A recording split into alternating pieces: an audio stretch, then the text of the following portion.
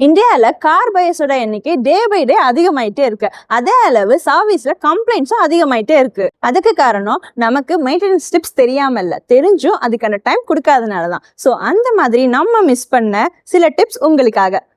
Number 1, acceleration. Every first time காரை start பண்ண உடனே ஆக்சிலரேஷன் கொடுக்காம ஒரு கோல்டு இன்ஜினுக்கு தேவையான 20 to 30 செகண்ட் வார்ம் அப் கொடுத்துட்டு டிரைவ் பண்ணா இன்ஜின் லைஃபும் நல்லா இருக்கும், கம்ப்ளைண்ட்ஸும் வராது. Number 2, car tyre. நம்ம எல்லாரும் காரை ஸ்டார்ட் பண்றதுக்கு முன்னாடி காரோட டயரை பார்ப்போம். டயர் ஃபிளாட்டா இருந்துச்சுன்னா அதோட ஏர் ப்ரெஷர் கரெக்டா இருக்குன்னு அர்த்தம் இல்ல. வீக்லி ட்வைஸ் இதை மானிட்டர் பண்றது ரொம்ப அவசியம். இது காரோட டயருக்கு மட்டும் இல்ல, காரோட மைலேஜும் அஃபெக்ட் பண்ணாம பாத்துக்கும். Number 3, dashboard warning light. கிளஸ்டர்ல ஏதாவது வார்னிங் சிம்பிள் காட்டினா அதை அப்புறமா பார்த்துக்கன்னு ஸ்கிப் பண்ணக்கூடாது. உங்க சர்வீஸ் அட்வைசர் கிட்டயோ இல்ல டெக்னீஷியன் கிட்டயோ இல்ல ப்ரௌஸ் பண்ணியோ என்ன பிரச்சனைன்னு தெரிஞ்சுக்கோங்க. இஷ்யூ சின்னதா இருக்கும் போதே பார்த்துடணும், இல்லைன்னா செலவு பெருசா வைக்கும்.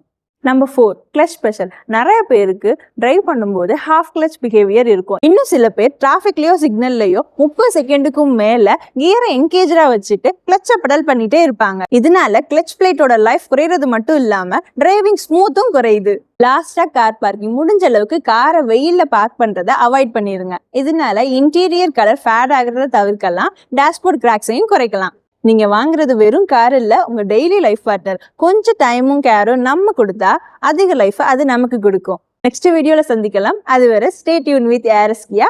நான் உங்க ஜெர்னி. வாகன நலமும் வாடிக்கையாளர் நலமும்.